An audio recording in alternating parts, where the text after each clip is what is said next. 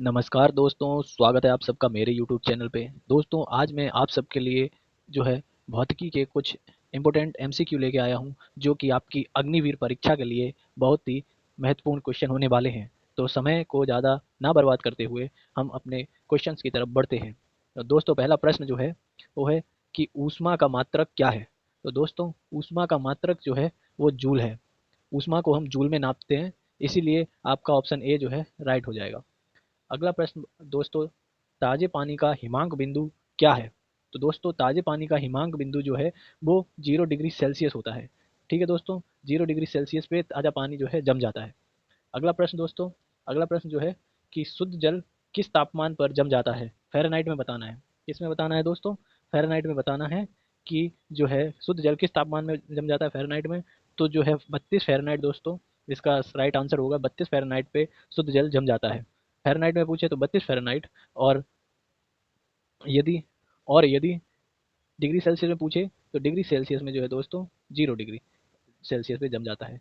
अगला प्रश्न दोस्तों, अगला प्रश्न जो है किलोवाट घंटा एक यूनिट है। तो किलोवाट घंटा जो है किसकी यूनिट है। तो दोस्तों किलोवाट घंटा जो है वो ऊर्जा की यूनिट है। किसकी, ऊर्जा की। तो दोस्तों ऊर्जा की यूनिट है, और 1 किलोवाट में दोस्तों 3.6 मेगा जूल होते हैं।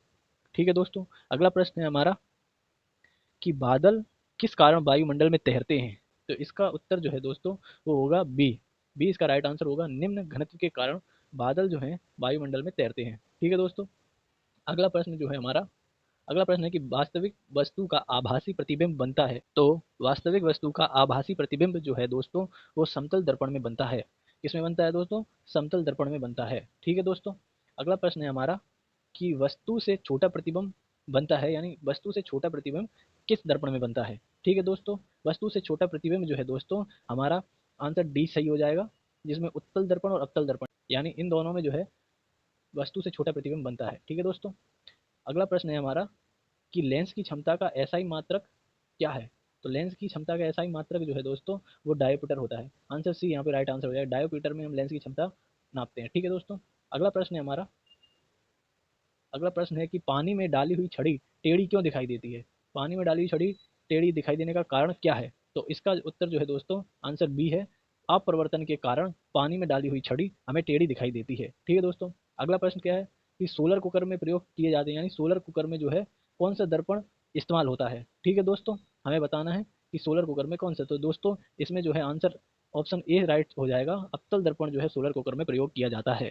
ठीक है दोस्तों, बढ़ते हैं अगले प्रश्न की तरफ। किसी नेत्र का निकट बिंदु क्या है।